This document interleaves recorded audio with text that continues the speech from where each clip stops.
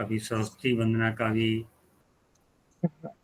भार लेने वाली डॉक्टर रश्मि चौबे जी, आभार प्रकट करने वाले डॉक्टर भरत सेनकर जी तथा संस्थान के उपाध्यक्ष सम्मानित ओम प्रकाश त्रिपाठी सर जी, आदरणीय गुप्तेश्वर उपाध्याय जी और जुड़े हुए रतिराम बडेवाल जी, अजय कुमार झा जी, डॉक्टर कृष्णामणि जी, डॉक्टर शहनाज शेख जी, हरदीप कौर जी, अनिता सक्सेना जी, जुड़े हुए सभी संस्थान के अन्य सभी सम्मानित श्रोतागण,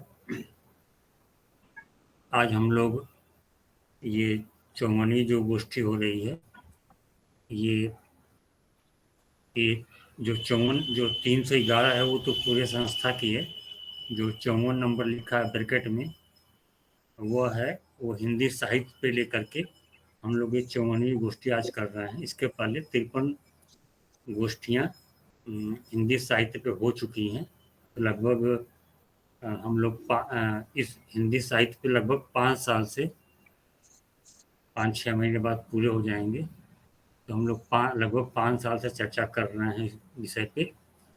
और अब तो विषय आसान हो गए हैं। शुरू के विषय जो शुरू के थे आदिकाल और सब जब चल रहा था उस समय बहुत कठिन कार्य था वक्ताओं को जोड़ना, लेकिन सबके बावजूद धीरे धीरे गोष्ठी लोग कम जोड़ते थे। शुरू में लोगों को उतना ज़्यादा वो नहीं होता था, लेकिन धीरे धीरे लोग जुड़ते गए और ये कारवां जो है अनवरत चल रहा है। 2-3 साल से रश्मि चौबे जी संचालन लगातार कर रही हैं और लगभग उसी समय से पुष्पा श्रीवास्तव शैली जी इसका कर रही हैं। विषय पे हमारे सम्मानित वक्तागण बोलेंगे। हमारी अध्यक्षा महोदया उस पर प्रकाश डालेंगे। 3 वक्ता हो जाएंगे। अभी संस्थान का अधिवेशन अक्टूबर महीने में 12, 13, 14 अक्टूबर को प्रयागराज में होना सुनिश्चित हुआ है। तो जो भी सम्मानित श्रोतागण जुड़े हुए हैं, आप सभी को मैं विश्व हिंदी साहित्य सेवा संस्थान परिवार की ओर से उस अधिवेशन में सादर आमंत्रित करता हूं। उसमें जो परिचर्चा का विषय होगा हिंदी साहित्य में विविध विमर्श। इस पर हम लोग लगभग दिन भर चर्चा करेंगे। एक दिन का पूरा यही कार्यक्रम रखा हम लोगों ने। और एक दिन का कार्यक्रम हम लोग 14 का है, वो संन्याश्रम का है, जो संस्थान के द्वारा एक जो सहाय वृद्ध हैं उनके लिए हम लोग वृद्धाश्रम बनवा रहे हैं। तो 14 का कार्यक्रम उनके लिए है और एक दिन सम्मान समारोह है। तो ये पूरा 3 दिन का कार्यक्रम है। आप सभी लोग विश्व हिंदी साहित्य सेवा संस्थान परिवार की ओर से सादर आमंत्रित हैं। इस संदर्भ में किसी को कुछ जानकारी चाहिए होगी तो अधिवेशन की भी प्रभारी पुष्पा श्रीवास्तव जी किससे आप लोग संपर्क कर सकते हैं, वो आपको इस संदर्भ में जानकारी दे सकती हैं। ज़्यादा कुछ न करते हुए आप सभी का मैं पुनः धन्यवाद करता हूँ कि आप सब लोग संस्थान के इस आयोजन में जुड़ करके इसकी गरिमा बढ़ा रहे हैं। जय हिंद, जय हिंदी। सभी को धन्यवाद। बहुत बहुत धन्यवाद आदरणीय। जय हिंद, जय हिंदी। और आशा करती हूँ कि हमारा कार्यक्रम बहुत अच्छा होगा। चलते हैं वक्ताओं की ओर। अभी हमारे साथ साथ जुड़ी हुई है अनीता जी, उनका हार्दिक अभिनंदन है। दिव्या श्री जी, उनका हार्दिक अभिनंदन है। डॉक्टर शहनाज शेख जी, उनका हार्दिक अभिनंदन है। अजय कुमार जी जुड़े हुए हैं, उनका हार्दिक अभिनंदन है। गोविंद बुरसे जी जुड़ चुके हैं, उनका हार्दिक अभिनंदन है। मुक्ता कौशिक जी जुड़ चुकी हैं, उनका हार्दिक अभिनंदन है। दिव्या श्री जी जुड़ चुकी हैं और अन्य अनेक अजय झा जी जुड़ चुके हैं। अन्य अनेक जो जुड़े हुए हैं श्रोता, उनका हम हार्दिक अभिनंदन करते हैं, स्वागत करते हैं, क्योंकि श्रोताओं से ही गोष्ठियों की शोभा हुआ करती है। चलिए चलते हैं। मुक्तिबोध जी, बच्चन सिंह जी कहते हैं कि मुक्तिबोध जी आत्म मंथन के कवि हैं।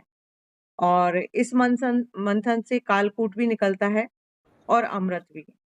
और सचमुच उनकी जो कविताएं हैं वो सच्चाई से प्रेरित थी, सच लिखते थे, चाहे वो सत्ता के विरुद्ध में हो या किसी के भी। आइए हम चलते हैं। सर्वप्रथम वक्ता के रूप में हमारे साथ पधारी हैं डॉक्टर प्रियदर्शनी द्विवेदी जी, हैदराबाद से। मैं ससम्मान स्वागत करती हूँ आदरणीय आपका इस आभासीय पटल पर, जिससे कि हम और जानकारी हासिल कर सकें आज के विषय के। स्वागत है आपका आदरणीय प्रियदर्शनी द्विवेदी जी, दिखाई दे रही है मुझे। हाँ, स्वागत है महोदय आप। नमस्कार रश्मि जी, मैं आशा करती हूँ मेरी आवाज आप सब तक जा रही होगी। बहुत ही स्पष्ट और सुंदर और मीठी सुरीली आवाज आ रही है। स्वागत है आप। धन्यवाद। कार्यक्रम शुरुआत करने से पहले, चूंकि मुक्तिबोध बहुत बड़े सच के कवि भी हैं और लेखक हैं, रचनाकार हैं। मेरा नाम केवल प्रियदर्शनी है। द्विवेदी नाम अच्छा, मेरे हाँ, साथ क्षमा नहीं चाहती है। हूँ। वो द्विवेदी सर का ऊपर लिखा था, इसीलिए आपका सरनेम भूला हो गया। क्षमा चाहती हूँ जी, आदरणीय। तो मैं इस सुंदर आयोजन के लिए आप लोगों को बधाई दूँगी। मैं बधाई दूँगी विश्व हिंदी साहित्य सेवा संस्थान प्रयागराज को, जो तकरीबन इतने लंबे समय से साहित्यिक जागरूकता के लिए मंच प्रदान कर रहा है। और ये बहुत प्रसन्नता की बात है कि हम एक बहुत जटिल समय से गुज़र रहे हैं, जब भारतीय भाषाओं की चिंता करनी चाहिए। और ऐसे में साहित्य, जब दुनिया बहुत कमर्शियल होती जा रही है, ऐसे में साहित्य के महत्व को समझना और समझाना अपने आप में एक राष्ट्र सेवा है। और आप लोग ये सेवा कर रहे हैं, इसके लिए मैं आपके पूरे समूह को बधाई देना चाहती हूँ। और साथ ही अभिवादन करती हूँ मैं इस सत्र की अध्यक्षता कर रही विजया जी का, जिनकी अनुमति से मैं अपनी बात रखना शुरू करूँगी। और एक औपचारिक और आत्मीय धन्यवाद पुष्पा जी को भी, जिन्होंने मुझे पहली बार इस मंच से जोड़ा और इस विषय पर कुछ कहने का अवसर दिया। मैं कुछ चीज़ें डिस्क्लेमर की तरह पहले से रख दूँगी।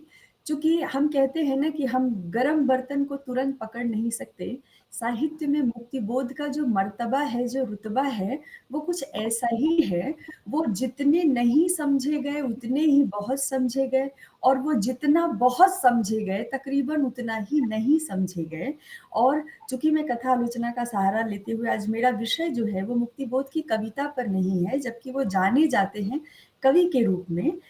लेकिन मैंने कहानी का पक्ष चुना है, क्योंकि मुक्तिबोध की कहानियाँ क्यों जटिल रहीं? वैसे तो लोग कविताओं को भी कहते हैं जटिल है, लेकिन मैं कहानियों पर ही, जो मेरी सामर्थ्य है, उस पर कुछ कहने का साहस करूँगी। कहानियों पे बात करने से पहले, मैं मुक्तिबोध की कहानियों पर आने से पहले, मैं ज़रूर ये रेखांकित करना चाहूँगी कि कहानियाँ हिंदी साहित्य की सर्वप्रिय, लोकप्रिय विधा रही हैं, क्योंकि कहानियाँ हमें जोड़ती हैं। हमारे जीवन में भी अनगिनत कहानियाँ होती हैं। कहानियों का संबंध लोक से है, कहानियों का संबंध साहित्य से है। हमारी नैतिक आचरण के भीतर कहानियाँ घुसी हुई हैं। ये नैतिक आचरण, ये मानव मूल्य हमको लोक कथाओं के माध्यम से दिए गए। कहानियों के कई सारे प्रकार हुए, साहित्य में कहानियों को लेकर कई सारे आंदोलन हुए। तो कहानियों का महत्व क्यों रहा? क्योंकि हमारा जो संस्कार है, जब शिशु जन्म लेता है तो वह लोरी सुनता है, लेकिन जब उसमें बोध जगता है तो उसका परिचय कथाओं से कराया जाता है। माँ, दादी, नानी लोक कथा के माध्यम से उसे कहानियाँ सुनाती हैं। उसमें जंगल, वृक्ष, पेड़, शिशु, व्यक्ति, लकड़हारा, गरीब, अमीर, देवता, हर तरीके के पात्र आते हैं, और सभी पात्रों का एकमात्र उद्देश्य यह होता है कि वह किस प्रकार उस बच्चे के भीतर उसके नैतिक और चारित्रिक गुणों की वृद्धि कर सके, और किस प्रकार उन्हें विस्तार प्रदान कर सके, जिससे वो भविष्य में एक जिम्मेदार नागरिक और एक संवेदनशील मनुष्य बन सके। कहानियाँ बगैर क्लाइमेक्स के होती नहीं हैं, और कहानियों की जो रुचि होती है, आप सबने कहानियाँ सुनी होंगी, अगर कहानी कहने वाला कहानी कहते-कहते बीच में रुक जाता है, तो सारे लोग उसका मुँह ताकने लगते हैं और कहने लगते हैं आगे क्या हुआ? कहानियों की रोचकता, कहानियों की रीढ़ है, कहानियों की रीढ़ की हड्डी, कहानी का क्लाइमेक्स होता है। उसी क्लाइमेक्स को सुनने के लिए लोग समर्पित भाव से अपने कान लिए रहते हैं कि बाद में क्या हुआ। मुक्ति बोध की कहानियों में यही क्लाइमेक्स नहीं है। कहानियों का मूल फॉर्मेट होता है कि कहानी में एक घटना घटती है, लेकिन मुक्ति बोध की कहानियों में कोई घटना ही नहीं घटती है। मुक्ति बोध की कहानियां एक परिस्थिति का वृत्तांत है, जिसके भीतर बहुत छोटी छोटी परतें हैं राष्ट्रीय चिंतन और समस्याओं की, आदर्शवादिता की, गहरे संशय की, अंधेरे की, बहुत सारी जिज्ञासाओं की और भविष्य की। यह सारी चिंताएं मुक्ति बोध की रचनाओं में ऐसे घुली मिली हुई हैं जैसे पानी में रंग, चीनी, नमक या नील घुल जाता है। इनको अलग कर कर देखना संभव नहीं है। मुक्ति बोध की कहानियों में क्लाइमेक्स ही नहीं है, तो उनके साथ मांजरा कुछ वैसा ही हुआ कि मुक्ति बोध की कहानी, कविताओं को तो पाठक और श्रोता मिल गए, लेकिन कहानियों के संबंध में यह बात हो न सकी। यदि मैं प्रेमचंद का उदाहरण लूं तो बड़े घर की बेटी, दो बैलों की कथा, बूढ़ी काकी, ऐसी कहानियों का नाम लेते ही हिंदी पट्टी, हिंदी दुनिया के लोग ये कह देंगे कि हाँ, ये कहानी प्रेमचंद की है, हमने सुनी है। लेकिन यदि ऐसी ही कोई श्रृंखला मैं मुक्तिबोध की कहानियों की बताऊं तो बहुत कम लोग होंगे जो ये कहेंगे कि हाँ, हम इस कहानी के संबंध में जानते हैं या हमने मुक्तिबोध की कहानियां पढ़ी है।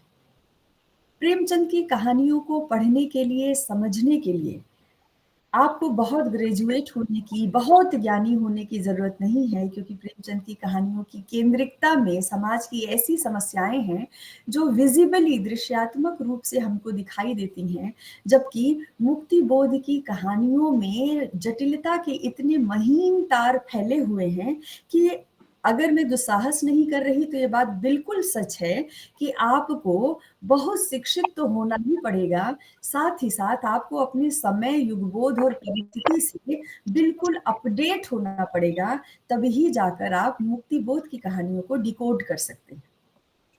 अन्यथा यह माजरा संभव नहीं होगा। मुक्ति बोध की कहानियों में, कविताओं में मिथ, स्वप्न, यथार्थ बराबर निरंतर चलता रहता है। उनके पात्रों में कोई ऐसा व्यक्ति नहीं है जो घर के पट्टीदारों के झगड़े में फंसा हुआ है। उनकी कहानियों के पात्रों में कुछ भी ऐसा नहीं है जहां पर किसी तरीके की लोकल राजनीति के चित्र मिलते हैं। मुक्ति बोध का परिदृश्य बहुत बड़ा है, मुक्ति बोध का फलक बहुत बड़ा है।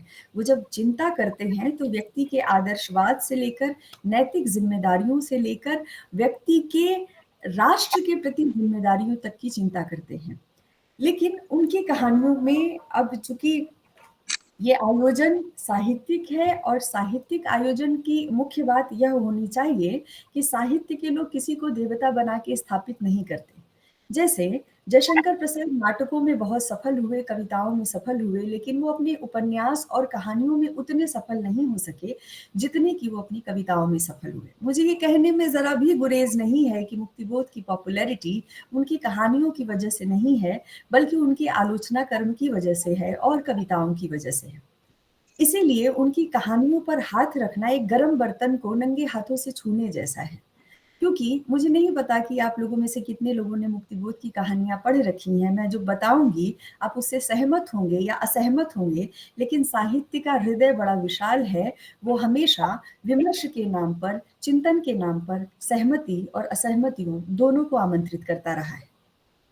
मुक्तिबोध की कहानियों का अगर मैं शीर्षक दूं, कुछ उदाहरण देना बनता है जिससे कि श्रोताओं को समझने में सुविधा हो सके। उन्होंने दो तरह की कहानियां लिखी हैं। प्रेमचंद के ठीक बाद जो कहानियां लिखी उनमें तो थोड़ा बहुत बारीक सा आदर्शवाद तो झांकता है, लेकिन उसके बाद की कहानियों में उत्तरोत्तर एक जो अंधेरा है वो गहन होते हुए सघन रूप में छाता जाता है मुक्तिबोध की रचनाओं पर। उनकी कुछ कहानियां ऐसी हैं, एक दाखिल दफ्तर की सांझ, जिंदगी की कतरन, अंधेरे में चाबुक, नई जिंदगी, ब्रह्म राक्षस का शिष्य, भूत का उपचार, क्लॉड इथरली, समझौता, पक्षी और दीमक, जलना, काठ का सपना, सतह से उठता आदमी, जंक्शन, विपात्र।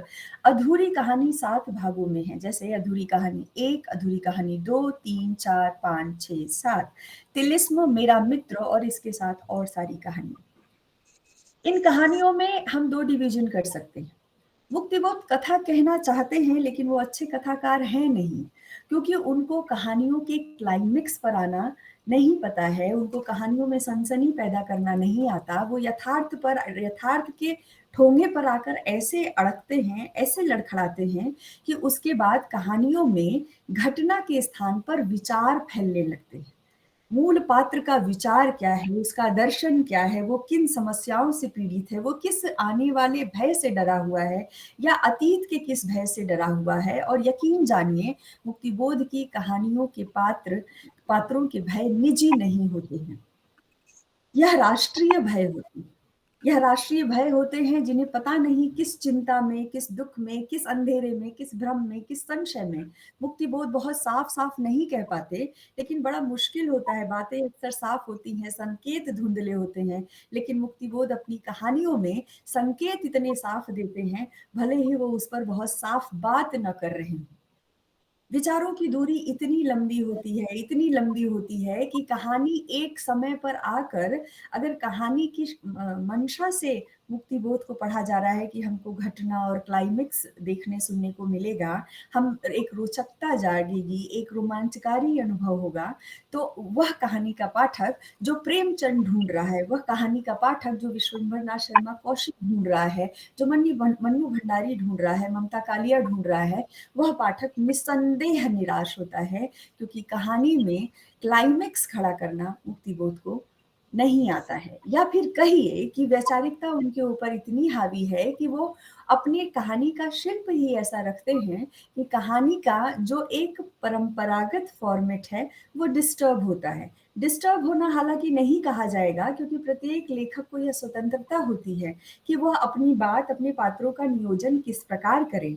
लेकिन हमारे पास जैसे उपन्यास का फॉर्मेट होता है कि हम 3 पृष्ठ के उपन्यास को उपन्यास नहीं बुलाएँगे, हम उसे लघु कथा या कथा कहेंगे। उसी तरीके से कहानी का एक फॉर्मेट ही ये है, कहानी का मूल ही ये है कि कहानी जब तक घटना के शीर्ष पर नहीं पहुँचेगी, क्लाइमेक्स का उत्थान नहीं होगा, तब तक कहानी अपने उद्देश्य और मंतव्य तक नहीं पहुँचेगी। और ऐसा मुक्तिबोध की कहानियों में कम ही देखने को मिलता है कि कोई घटना घट रही है या फिर कहानी अपने शीर्ष पर पहुंचकर किसी प्रकार का निष्कर्ष दे रही है। हाँ, निष्कर्ष के स्थान पर मुक्तिबोध की कहानियाँ, मुक्तिबोध के विचार, मुक्तिबोध की गंभीरता पढ़ने वाले को एक चेतावनी ज़रूर देते हैं, और वो भी सांकेतिक रूप से कि उन्हें किस बातों से सतर्क होना चाहिए। मैं एक खंड पढ़ना चाहूँगी जिसमें मुक्तिबोध खुद कहते हैं, पढ़ने के बाद मैं आपको स्पष्ट करूँगी कि मुक्तिबोध क्या कहने का आशय यहाँ पर क्या है। अपनी ही एक अधूरी कहानी में वो बड़ी तड़प के साथ कहते हैं, ये जहालत की दुनिया है, असली दुनिया तो तिलिस्म है। जिसमें जान का खतरा है, तो राजकुमारी भी है। जिसमें अंधेरा है, तो दिल भरी रोशनी भी है। उसमें मुझे पैजनियाँ सुनने को मिलेगी, मेरी बहादुरी देखकर कोई मुझसे इश्क करेगी, कोई मुझे अपने इश्क के काबिल समझेगा। बाहरी दुनिया में चाहे जितनी बहादुरी की ज़िंदगी जीऊँ, बाहरी दुनिया में सिर्फ़ चाय पीकर ही काम करता रहूँ, यही सच है। कोई मुझसे इसलिए इश्क नहीं करेगा, इश्क का तो सवाल ही नहीं उठता। इसलिए तिलिस्म चाहिए, जीवन में तिलिस्म चाहिए। तिलिस्म मेरे बचपन का यह सपना, काश वह पूरा हो। काश मैं भूतनाथ सरीखा बहादुर बन सकूं, इसलिए कि बहादुरी आसान है, लेकिन सबका पेट भरने लायक पैसे कमाना दुसाध्य है। एक दिन फांसी पर चढ़कर भगत सिंह बन जाना कितना उत्तेजना पूर्ण, कितना भव्य, कितना प्रकांड है, लेकिन रोज बरोज फांसी के तख्ते पर चढ़ना और लोहे का टोप पहनना कितना मुश्किल है। यह मैं ही जानता हूँ, इसीलिए मुक्तिबोध तिलिस्म चाहता है, काश उसे कोई दे सके। उसके लिए अंधेरे कुएं में गिरने, चुनार के किसी गुप्त सुरंग में ढूंढने, तैयार बन जाना सबके लिए तैयार है। मुक्तिबोध की इस पक्की में इस उदाहरण में अपने आप में एक भारी विडंबना है। मैं बाद विडंबना में कॉल करती हूँ, मेरा कार्यक्रम चल रहा है मेरा। विडंबना इस अर्थों में है कि है ना? मुक्तिबोध है कहीं ना? न कहीं अपनी संशय, स्वप्न, फंतासियों का जवाब इस उद्धरण के माध्यम से देते हैं। मैं आपको एक सामान्य व्यक्ति का मनोविज्ञान बताना चाहती हूँ। ज़िंदगी के थपेड़ों से पिटा, हारा, संघर्ष करता, सर्वहारा व्यक्ति अगर कहीं राहत पाता है तो वो कहानियों में पाता है, और वो कहानियाँ उसे हिम्मत देती हैं। जिन कहानियों में कमज़ोर व्यक्ति कहानी के क्लाइमेक्स के बाद उत्थान की तरफ जाता है और उसे वो सब कुछ प्राप्त होता है जिसको पाने की अभिलाषा वह अपने निजी जीवन में करता है। मुक्तिबोध इसीलिए तिलिस्म में रहना चाहते हैं क्योंकि वहाँ पर कम से कम वह स्वप्न देख सकते हैं, वो एक भविष्य तैयार कर सकते हैं, लेकिन वो यथार्थ से इतने निराश और टूटे हुए हैं कि जब वो यथार्थ में लौट कर आते हैं तो उन्हें सारी चीज़ें बहुत खाली लगती हैं, शून्य लगती हैं। इसलिए वो वापस फंतासी लोक में जाते हैं और वहाँ जाकर, वहाँ रचना कर कर वह पाठकों की हिम्मत बढ़ाना चाहते हैं। और मुक्तिबोध की रचनाओं की यह ताकत है, आप ये देखेंगे, ताकत कहें या कमजोरी कहें, आप ये देखेंगे कि उनकी रचनाओं में व्यवस्था का कोई क्रम नहीं है। यानी पहले 1, फिर 2, फिर 3, फिर 4, ऐसे कर कर कहानीबद्ध या प्रबंधात्मक रूप में कोई चीज नहीं आती है। अगर हम अंधेरे में कविता को भी देखें तो उस कविता को 5 से 6 बार पढ़ने पर समझ में आता है कि अचानक से डोमा जी उस्ताद कैसे आ गए, अचानक से प्रोसेशन कैसे निकल रहा है, रक्तालोक स्नात पुरुष कहाँ से आ गया, ये किसके सिर से खून रस रहा है, ये भयंकर अंधकार किसका पैदा किया हुआ है, लोग अंधेरे में क्यों हैं, और कथा का मैं क्यों लहूलुहान है। ये लहूलुहान क्यों है, वो क्यों कहते हैं कि हाय हाय लोगों ने देख लिया मुझे नंगा, मारो गोली दागो साले को। ये सारा जो भय है, मैं भाग गया दम छोड़, घूम गया कई मोड़, ये जो संकरापन है, ये जो सफोकेशन है उनके लिटरेचर में, दरअसल यह सफोकेशन यथार्थ की अमानवीय विषम व्यवस्थाओं से उपजी हुई निराशा का परिणाम है, जो एकदम घोटू वातावरण उत्पन्न करता है। मुक्तिबोध उसमें के रचनाकार है ही नहीं कि वो अपनी रचनाओं में आपको कोई फॉल्स होप दे। वो खुद एक होप के लिए भाग रहे हैं, इसलिए वो फंतासियों में चले जाते हैं और वहां जाकर उपाय बताते हैं कि दुनिया को साफ करने के लिए एक मेहतर चाहिए। लेकिन ऐसा हो ही नहीं पाता है कि वो यथार्थ में रहकर सजग भाव में यह बातें कर सके, क्योंकि उनकी घबराहट, उनका संशय चरम पर होता है। वो प्रति व्यक्ति को संदेह से देखते हैं, क्योंकि जिस समय और समाज का वो सामना कर रहे थे, वो इसी तरीके की विषम रणनीतियों से घुला मिला समय था, जिसमें से नैतिकता को और बेईमानी को अलग करना उसी तरह मुश्किल हो चुका था जैसे शरबत से मिठास को अलग करना। मुक्तिबोध की कहानियों में एक द्वंद्व हमेशा चलता है, मैं और वह का द्वंद्व। मुक्तिबोध का मैं का द्वंद्व जो है वो उनका व्यक्ति संघर्ष है। वो आत्म संशय भी करते हैं, ऐसा नहीं है कि वो केवल व्यवस्था पर संशय करते हैं, वो आत्म संशय भी करते हैं कि क्या मैं ही यह देख सक रहा हूँ, क्या मैं ही गलत हूँ, क्या मैंने कुछ गलत देखा। यदि आप एक साहित्य की डायरी किताब की बात करूं तो उस किताब में प्रश्न और प्रतिप्रश्न में वो इसी भ्रम और संशय को निरंतर प्रश्नोत्तरी के माध्यम से, चर्चा के माध्यम से दूर करने का रास्ता दिखाते हैं। ऐसा नहीं है कि वो बार बार सिस्टम की तरफ की उंगली उठाते हैं, वो ऐसा सिस्टम बन गया है जिसको आत्मसात कर लेने वाले लोगों के प्रति भी वो सशंकित भाव हैं कि दरअसल इस तरीके की सुप्त चेतना का उदय किस प्रकार होता है। ऐसा हो कैसे सका है कि लोगों के सामने हत्याएं हो रही हैं, भ्रष्टाचार हो रहा है, लोग परेशान हैं, लोगों के अधिकार मारे जा रहे हैं और लोग खुशहाली का एक भव्य नाटक कर रहे हैं।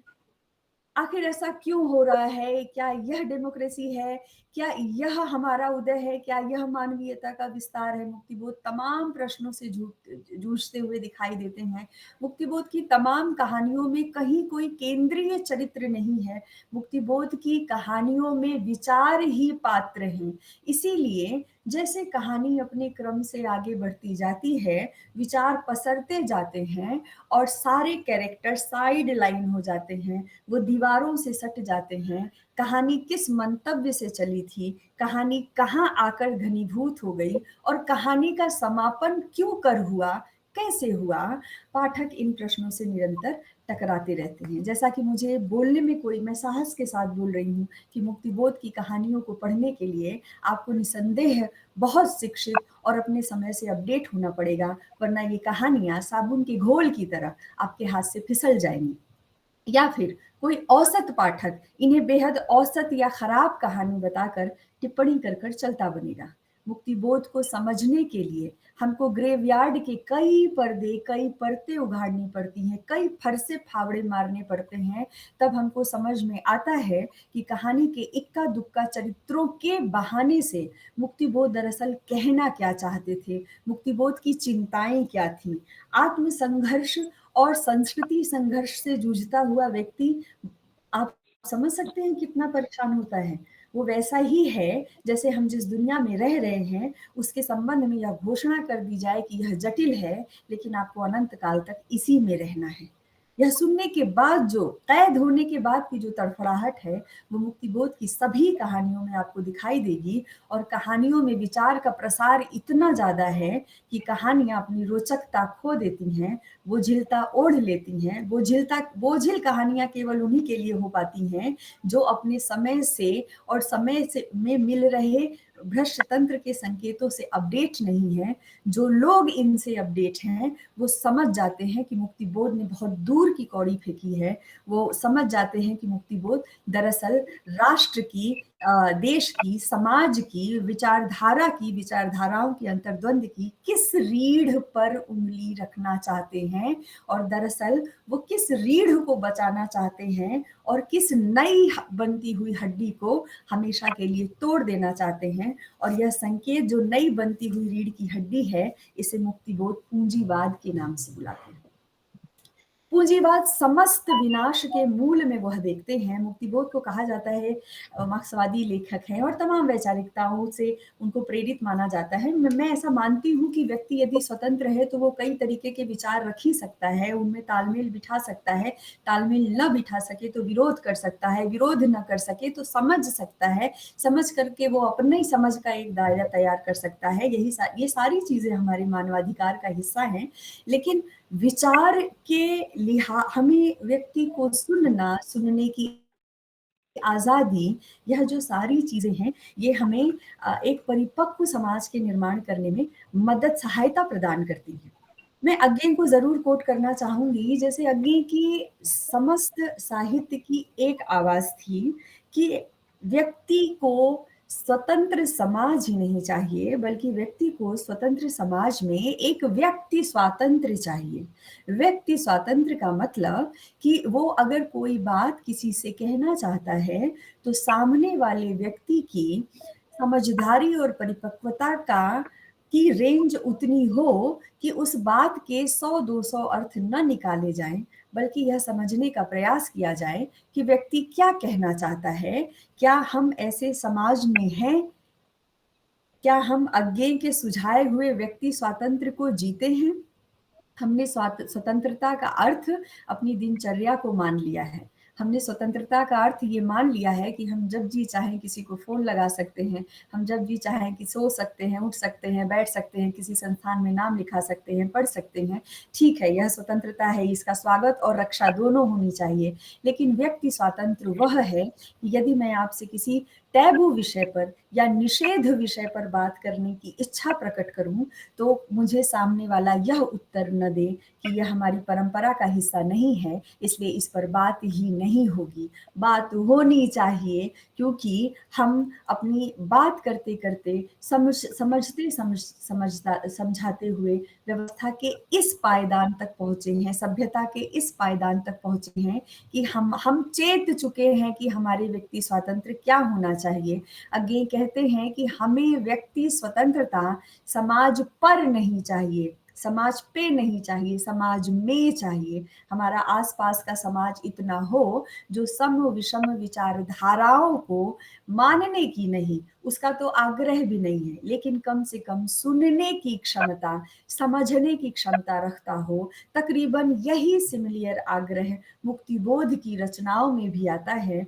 वो उन तमाम स्याह पक्षों को उठाकर फेंकते हैं। वो ग्लिटरी वर्ल्ड में नहीं जाना चाहते, वो वही कुछ नहीं बताना दिखाना चाहते जो केवल बहुत चमकीला और सुनहरा है, शानदार है, बल्कि वो उस पक्ष को अधिक आगे लेकर आना चाहते हैं जहाँ पर हमको तुरपन और रफू करने की ज़रूरत है, जहाँ पर हमको पैबंद बदल देने की ज़रूरत है, जहाँ पर हमको दूसरों के लिए जो किसी सीमाओं में है, जो वंचित है, जो एक ऐसा वर्ग है जिनके विषय में सोचने वाला नहीं है, उसके लिए एक ब्रीदिंग स्पेस तैयार करने की ज़रूरत है।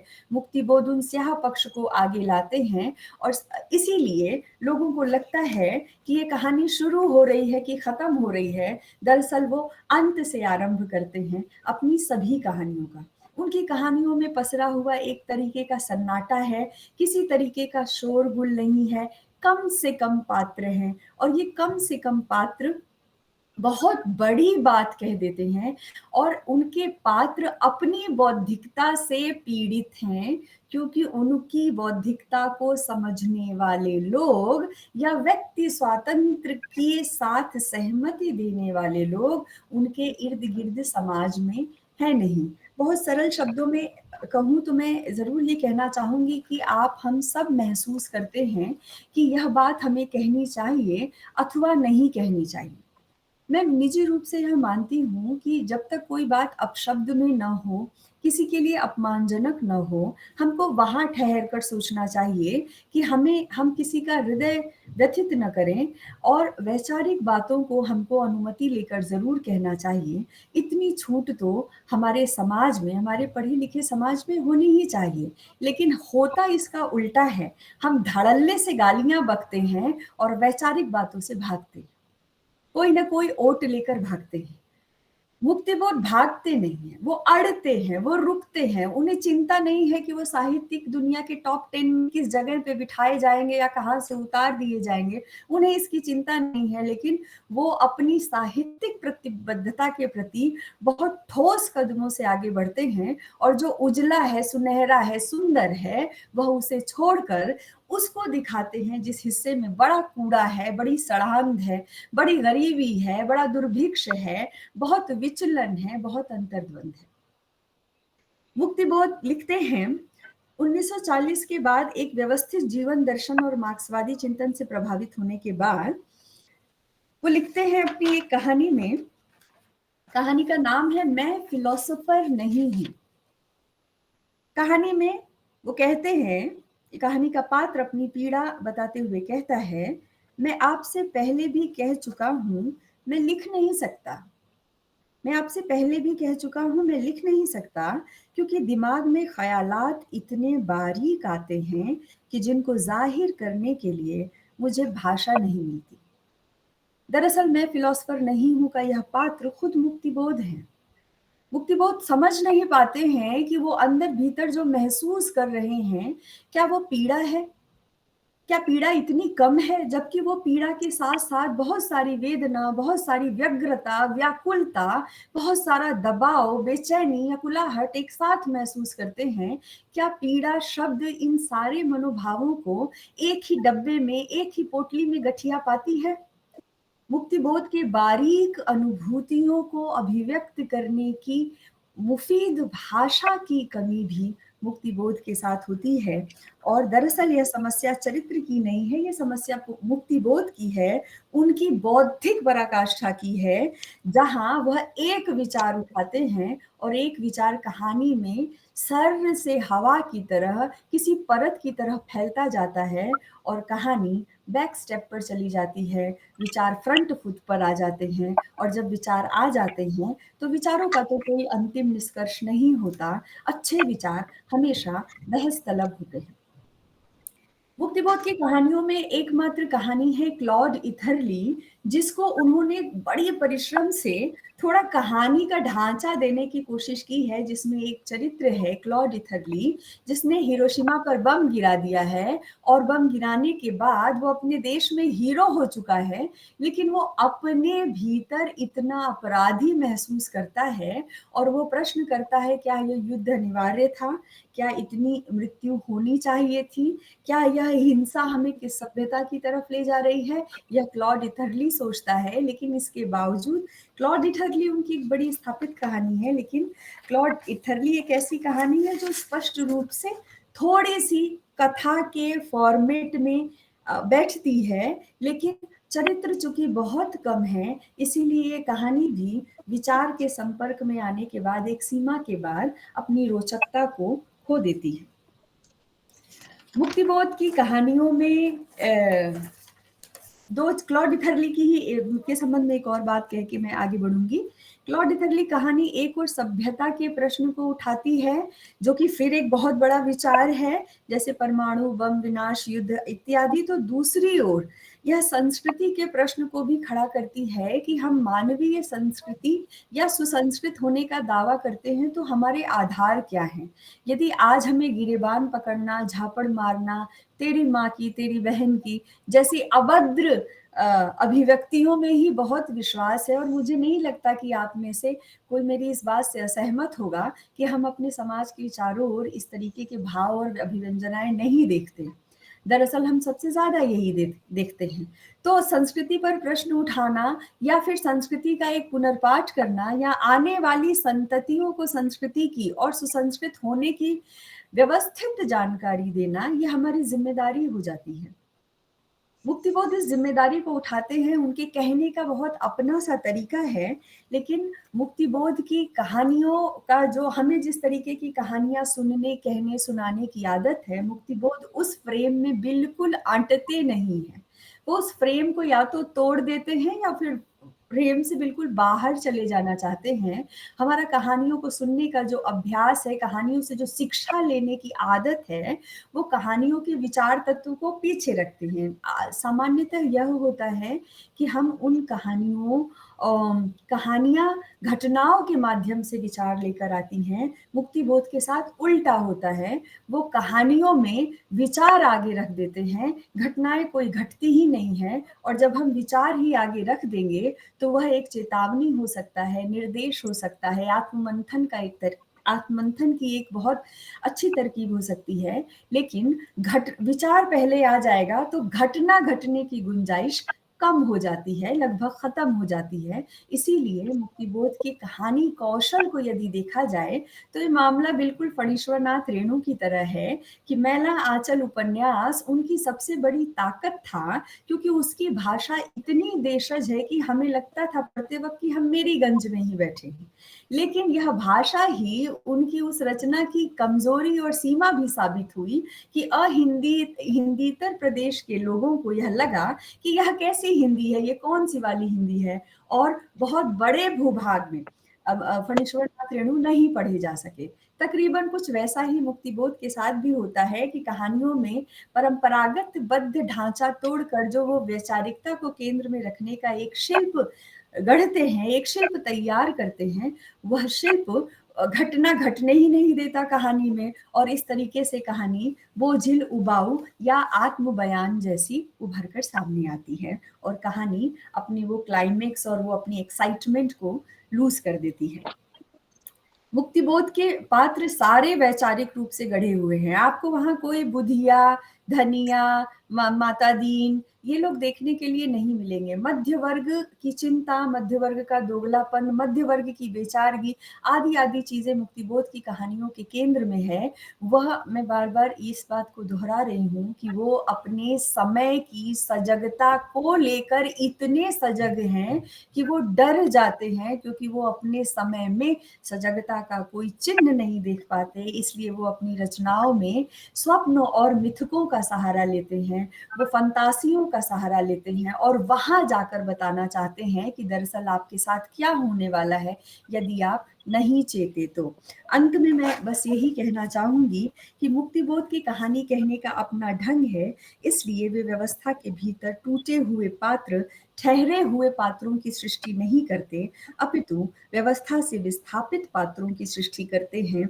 मुक्तिबोध के पात्रों की त्रासदी यह है कि वह व्यवस्था बदल देने की इच्छा तो रखते हैं, लेकिन वह व्यवस्था बदलने की अनिवार्य शर्त जो सार्वजनिकता है, जो सामूहिकता है, उसको एकत्रित नहीं कर पाते। उनके पात्र अलग थलग पड़े हुए हैं, बुद्धि विचार संपन्न हैं, लेकिन व्यवस्था को बदलने के लिए जो शक्ति चाहिए, जो समूह बल चाहिए, उसकी सर्जना मुक्तिबोध नहीं कर पाते। और इसी वजह से उनके पात्र और उनकी कहानियां बौद्धिक रूप से अमीर तो बहुत हैं, लेकिन वो एक अलग थलग जोन में पड़ी रहती हैं, अकेली हैं और असंगठित हैं। मुक्तिबोध हमारे बहुत सचेत पुरोधा साहित्यिक पुरोधा हैं, हमारे पुरखे हैं। उन पर कुछ भी बात करने में मैं अपने आप को बहुत असहाय पाती हूँ। लेकिन कहानी की तरफ से जो मैंने बातें कही हैं, मुझे कई बार यह कहानियाँ, मुक्तिबोध की कहानियाँ पढ़ने में यह एकांत भी महसूस हुआ, ये दुराव भी महसूस हुआ, वैचारिकता का एक फैला लंबा निस्सीम आकाश भी महसूस हुआ। लेकिन मैं साथ ही यह भी कहना चाहूँगी कि ऊब भी महसूस हुई, क्योंकि कहानी पढ़ने वाला पाठक एक आशा के साथ आता है, क्योंकि कहानियों को पढ़ने और सुनने का हमारा अभ्यास रोचकतापूर्ण बन चुका है। और मुक्तिबोध के संबंध में बहुत देर तक बोला जा सकता है, कई पहलुओं पर बोला जा सकता है। मैं आशा करती हूँ हमारे जो साथी वक्ता हैं प्रतिभा जी, वो मुक्तिबोध के अन्य उस पर अन्य रचना कर्म पर भी प्रकाश डालेंगी। मुझसे जो छूट गया है संभवतः वह उसे पूरा कर देंगी। लेकिन मेरी तो इतनी ही शक्ति थी कि मैं मुक्तिबोध पर इतना ही समझ पाऊँ, और जो था वो आप सबके सामने प्रस्तुत किया। मुझे आमंत्रित करने के लिए, बहुत धीरज और संयम से सुनने के लिए मैं इस मंच की और आप सभी सुधी श्रोताओं की आभारी हूँ। धन्यवाद। बहुत बहुत धन्यवाद आदरणीय, आपने बहुत ही उत्तम रूप से उनकी कहानियों पर अपना वक्तव्य दिया। स्वतंत्र समाज नहीं चाहिए, स्वतंत्र व्यक्ति स्वतंत्रता चाहिए, मतलब वो अपने विचार रख सके। आपने बताया कि जो उनकी कहानियां हैं वो जटिलता के तारों से भरी हुई हैं, तो उन चीजों को, उनकी कहानियों को समझने के लिए आपको पहले ज्ञानी होना बहुत जरूरी है। बहुत ही आपका सुंदर, आपका उद्बोधन सब ज्ञान से भरपूर। और अगर कुछ शब्दों में कहूँ तो उन्हीं की कविता के माध्यम से, मुक्तिबोध जी की कविता के माध्यम से, कि आत्मा की आवाज जो लगातार सुनता है और कहता कुछ नहीं, वह भोला वाला सीधा साधा बेवकूफ है। वो चाहते थे कि अपने विचारों को, हर तरीके विचारों को व्यक्त किया जाए, उसी से समाज सुधरेगा। और आपने बार बार लगातार उस चीज को अलग अलग शब्दों के माध्यम से भी अपने उद्बोधन में व्यक्त किया। बहुत बहुत धन्यवाद आदरणीय। और अब हम चलते हैं अगले वक्ता की ओर, लेकिन उससे पहले यहाँ बता दूं कि हमारे साथ जुड़ी हुई हैं रूपाली, दीपाली जी, सुमा टीआर जी, रणजीत सिंह जी, नवनाथ जगताप जी, बीपी नितारिया जी, सीमा वर्मा जी, उपमा आर्या जी, बाबरा ग्रेवाल जी, अवंतिका शर्मा जी, जो जितने नाम मुझे यहाँ दिखाई दिए, उसके अलावा भी कई अन्य अनेक लोग जुड़े हुए हैं। उनका इस मंच पर मैं हार्दिक अभिनंदन करती हूँ और स्वागत करती हूँ। और चलते हैं हमारी अगली वक्ता है इस मंच की, डॉक्टर प्रतिभा एरेकर, जो कि महाराष्ट्र से जुड़ी हुई है। और उनका मुक्तिबोध जी की चंद पंक्तियों से स्वागत करती हूँ। मुझे कदम कदम पर चौराहे मिलते हैं बाहें फैलाए, एक पैर रखता हूँ कि 100 राहें फूटती हैं, वह मैं उन सब पर से गुजरना चाहता हूँ। ससमान स्वागत है आदरणीय डॉक्टर प्रतिभा एरेकर जी का। नमस्कार, स्वागत है। विश्व हिंदी साहित्य सेवा संस्थान। आदरणीय, अगर आप क्षमा चाहती हूँ, अगर वीडियो खोल लें तो अच्छा होगा। आप हमको दिखाई नहीं दे रही हैं। अच्छा, सुनने में अच्छा लगता वो है। थोड़ा सा, हाँ, बीच में थोड़ा सा नेट का प्रॉब्लम हो जाता है, अच्छा इसलिए अच्छा, मैं सोच रही हाँ हूँ कि इसको चलिए, बंद रख कोई के बात बात करूँ नहीं। तो अगर अच्छा है। नेट की हाँ? ज्यादा समस्या है तो हम सुनना हाँ, ज्यादा अच्छा है, और ना हो तो हाँ, खुले होते हैं। धन्यवाद। नहीं, उसी के लिए मैंने बंद किया है, जी बाकी कुछ नहीं है। जी हाँ? जी थोड़ा सा व्यवधान के लिए क्षमा चाहती हूँ। जी जी। हाँ, विश्व हिंदी साहित्य सेवा संस्थान प्रयागराज की यह 311वीं और हिंदी साहित्य की 54वीं आभासी राष्ट्रीय गोष्ठी। इस गोष्ठी की अध्यक्षता करने वाली डॉक्टर विजया लक्ष्मी रामटेके मैडम नागपुर से। मेरे साथ अन्य वक्ता जिन्होंने अभी अभी अपना मंतव्य दिया है वे डॉक्टर प्रियदर्शिनी मैडम हैदराबाद तेलंगाना से, कार्यक्रम की संयोजिका डॉक्टर पुष्पा श्रीवास्तव, और मैं, हम तीनों संयोग से पी वर्ण से जुड़े हुए हैं, पी का क्यूब है हमारा। हाँ और इसके साथ विश्व हिंदी साहित्य सेवा संस्थान प्रयागराज के सर्वे सर्वा अर्थात सचिव और गोष्ठी के प्रस्तावक डॉक्टर गोकुलेश्वर द्विवेदी सर, साथ में विश्व हिंदी साहित्य सेवा संस्थान महाराष्ट्र के प्रभावी एवं आभार ज्ञापक डॉक्टर भरत शेलकर जी। इस संगोष्ठी की सरस्वती वंदना एवं सुचारू रूप से संचालन करने वाली डॉक्टर रश्मि चौबे एवं स्वागत करने वाले मनलाभ जी, और इन सबके साथ पटल पर उपस्थित सभी विद्वज्जन, आप सभी को मेरा सस्नेह नमस्कार। अगर कुछ छूट गया होगा तो वो मेरे लिए रख दीजिए। हमारी गोष्ठी का विषय है प्रयोगवाद, गजानन माधव मुक्तिबोध एवं उनकी रचनाएं। प्रयोगवाद से जुड़े गजानन माधव मुक्तिबोध जी, जिनकी प्रथम सप्तक तार सप्तक में कुछ रचनाएं संकलित हो गई और वे साहित्य के क्षेत्र में प्रकाशमान हो गए।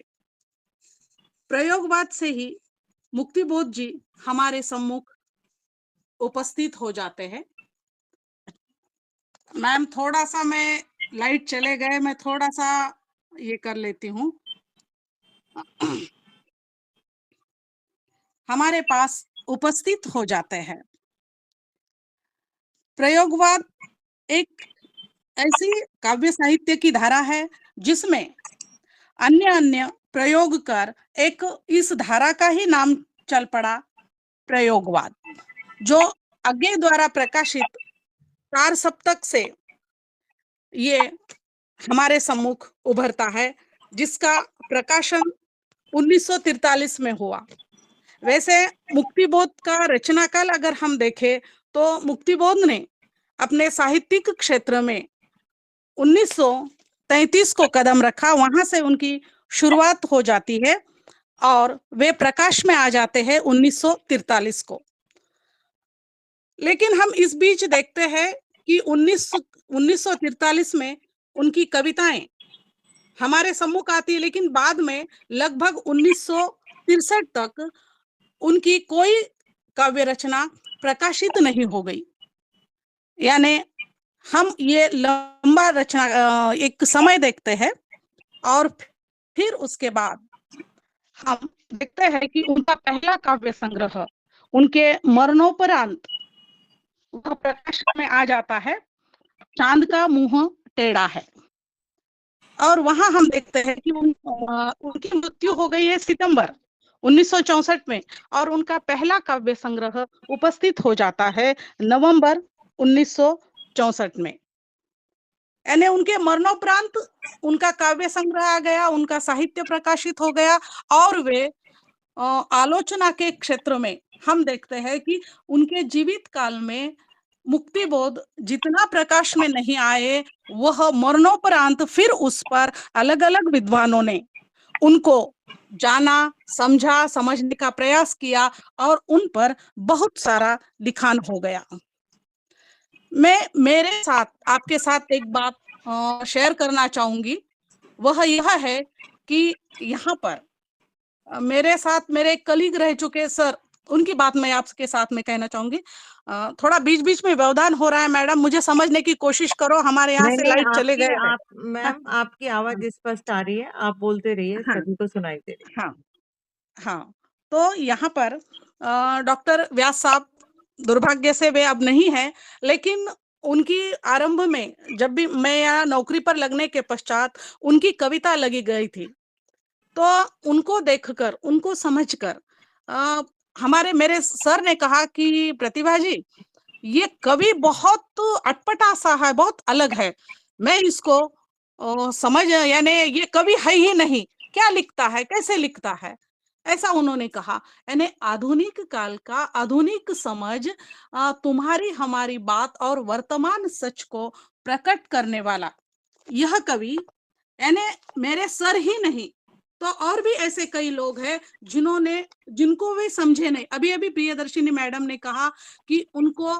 जितना समझा जाए उतना कम है, यानी समझ नहीं पाए, और जितना समझ पाए उतने ही वह समझ में नहीं आए। वही बात थोड़ी सी मुझे मेरे सर से पता चल गई। और उनकी कविता थी दिमागी गुहांधकार का ओरंग उटांग। उन्होंने सीधे कहा कि मैं इनको नहीं पढ़ाऊंगा, प्रतिभा जी आप पढ़िए। और उस कविता के माध्यम से पहली बार मैंने मुक्तिबोध का अध्ययन किया, उनके काव्य को समझने का प्रयास किया। और सच कहती हूँ, मुक्तिबोध का जो काव्य है वह इतना, आप जैसे जैसे पढ़ते जाओगे वैसे वैसे उसके जो आयाम है वह हमें नजर आते हैं। और अभी हमें लगता है कि हमने ये समझा, फिर दोबारा तिबारा पढ़ो तो उससे और अन्य उसके जो आयाम है वह हमारे सामने दृष्टिगोचर होते हैं। ऐसे यह मुक्तिबोध, इनका मैं थोड़ा सा संक्षेप में और परिचय देना चाहूंगी। गजानन माधव मुक्तिबोध जी अहिंदी भाषिक मराठी कवि है, मराठी साहित्यकार है।